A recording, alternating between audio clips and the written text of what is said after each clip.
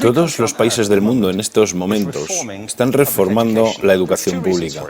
Existen dos razones para ello. La primera es económica. La gente está intentando resolver cómo podemos educar a nuestros niños para que ocupen su lugar en la economía del siglo XXI. ¿Cómo hacemos eso? Si ni siquiera podemos anticipar cómo será la economía al final de la próxima semana, como esta reciente crisis lo está demostrando. ¿Cómo hacemos eso? La segunda razón es cultural. Todos los países del mundo están intentando resolver cómo podemos educar a nuestros niños para que tengan sentido de identidad cultural, para poder legarles los genes culturales de nuestras comunidades y a la vez formar parte del proceso de globalización. ¿Cómo cuadramos ese círculo? El problema es que están intentando enfrentarse al futuro, a base de hacer lo mismo que en el pasado. Y en el proceso están alineando a millones de niños que no ven ninguna utilidad en asistir a la escuela. Cuando nosotros íbamos al colegio, nos retenían allí con la historia de que si trabajábamos mucho y sacábamos buenas notas, y luego estudiábamos un título universitario, tendríamos un trabajo. Nuestros hijos no se creen eso. Y hacen bien, por cierto. Es mejor tener una titulación que no tenerla, pero ya no es ninguna garantía. Y especialmente no lo es si el camino hacia ella marginaliza la mayoría de cosas que tú consideras importantes acerca de ti mismo. Hay gente que dice que hay que subir los estándares, que eso sería un avance. Ah, ¿sí? Sí, lo deberíamos hacer. ¿Y por qué ibas a querer rebajarlos? No me he encontrado con ningún argumento que me convenza para bajarlos. Pero subirlos, por supuesto que habría que subirlos. El problema es que el sistema educativo actual fue diseñado, concebido y estructurado para una era diferente.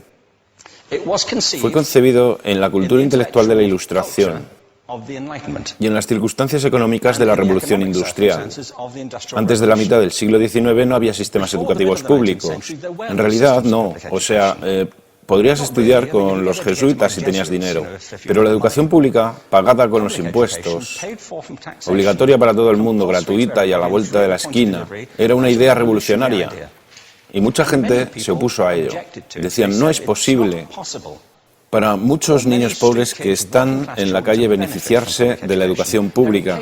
Son incapaces de leer y escribir. ¿Por qué perder tiempo con esto? Y también se asienta sobre una serie de suposiciones sobre la estructura social y la capacidad de las personas. Fue dirigido por el imperativo económico de aquel momento, pero a lo largo de todo ello se infiltró el modelo intelectual de la mente, el cual era esencialmente la idea que la Ilustración tenía sobre la inteligencia. La auténtica inteligencia consistía en cierta capacidad para el razonamiento deductivo y un conocimiento amplio de la cultura clásica. Se podría resumir en capacidad académica. Y esta idea está fuertemente enraizada en la reserva genética de la educación pública. El creer que hay dos tipos de personas, académicas y no académicas, y la consecuencia de eso es que mucha gente brillante se creen que no lo son porque han sido evaluados siguiendo este concepto de mente. Así que tenemos dos pilares gemelos, el económico y el intelectual. Y desde mi punto de vista, este modelo ha causado caos en la vida de mucha gente. Ha habido gente que se ha beneficiado maravillosamente de él,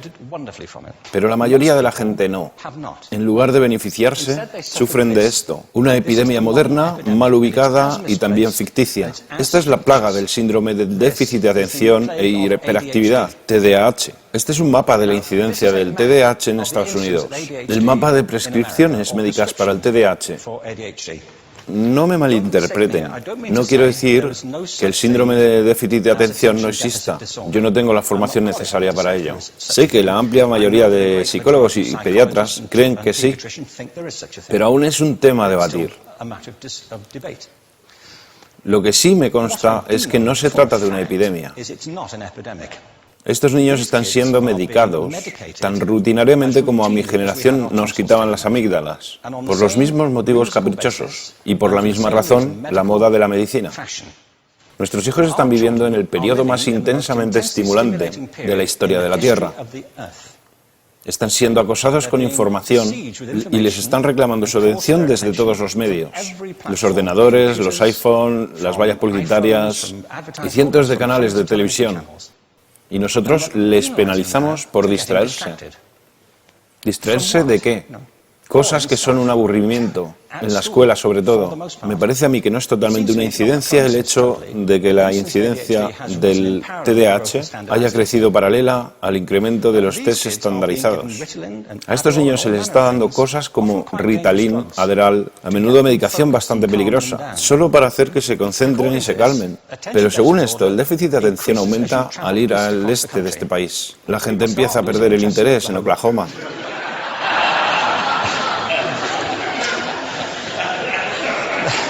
Ya casi no pueden pensar en Arkansas. Y para cuando llegan a Washington, lo han perdido completamente. Y hay distintas razones para ello.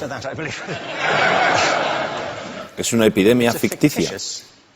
Si lo piensas, las artes, y no quiero decir que sea exclusivo de las artes, creo que también es cierto para las ciencias y para las matemáticas, pero permítanme hablar en particular de las artes, porque ellas son las víctimas de esta mentalidad en especial. Las artes tratan especialmente la idea de experiencia estética. Una experiencia estética es una en la que tus sentidos están funcionando a su máxima capacidad. Cuando te hallas presente en el momento actual, cuando vibras con la emoción de lo que estás experimentando, cuando estás plenamente vivo. Y la anestética es cuando cierras tus sentidos y te atontas ante lo que está sucediendo. Y muchos de estos medicamentos hacen eso. Estamos haciendo pasar a nuestros hijos por el sistema educativo a base de anestesiarlos. Y yo creo que deberíamos estar haciendo exactamente lo contrario. No deberíamos adormilarlos, sino despertarlos para que vean lo que sucede en su interior. Pero el modelo que tenemos es este. Yo creo que tenemos un sistema educativo modelado del interés de la industria a su imagen y semejanza. Les daré un par de ejemplos. Las escuelas aún están organizadas como si fueran fábricas. Tienen timbres que suenan, instalaciones separadas, están especializadas por asignaturas. Aún educamos a los niños por lotes. Les hacemos pasar por el sistema según su grupo de edad. ¿Por qué hacemos eso? ¿Por qué suponemos que lo más importante que los niños tienen en común es su edad? Parece como si lo más importante de ellos fuese su fecha de fabricación, ¿no? Bueno, yo conozco niños que son mucho mejores que otros niños de su edad en distintas disciplinas, o en diferentes momentos del día, o que son mejores en grupos pequeños o en grupos grandes, o que simplemente trabajan mejor solos. Si te interesa el modelo de aprendizaje, no puedes empezar con esta mentalidad de cadena de montaje. Se trata esencialmente de una conformidad. Cuando ves el incremento de los exámenes estandarizados y de los currículos estandarizados, todo se basa en la estandarización. Yo creo que tenemos que ir justamente en la dirección opuesta. Esto es lo que quiero decir cuando hablo de cambiar el paradigma. Hay un estudio estupendo que se ha hecho recientemente acerca del pensamiento divergente. El pensamiento divergente no es lo mismo que la creatividad. Yo defino la creatividad como el proceso de tener ideas originales que tengan valor. Pensamiento divergente no es sinónimo de creatividad, pero es un componente esencial de la misma. Es la capacidad de ver montones de respuestas posibles a una cuestión. Montones de maneras diferentes de interpretar una cuestión. Pensar lateralmente, como lo llamó Edward de Bono. No pensar solamente de manera lineal o convergente. Ser capaz de ver múltiples respuestas y no solo una. Así que yo diseñé un test para esto y voy a inventarme un ejemplo. A la gente se le puede preguntar cuántos usos se le ocurren para un clip.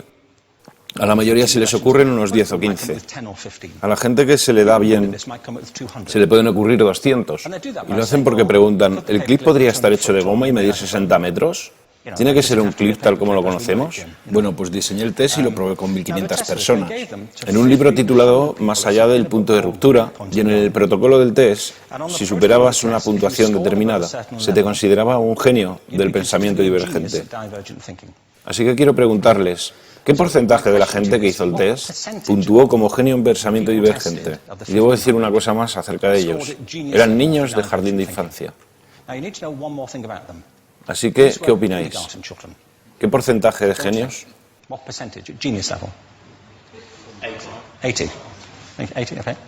98%. Bueno, la cuestión es que era un estudio longitudinal, así que los mismos niños volvieron a hacer el test 5 años después, en edades entre 8 y 10 años. ¿Qué pensáis?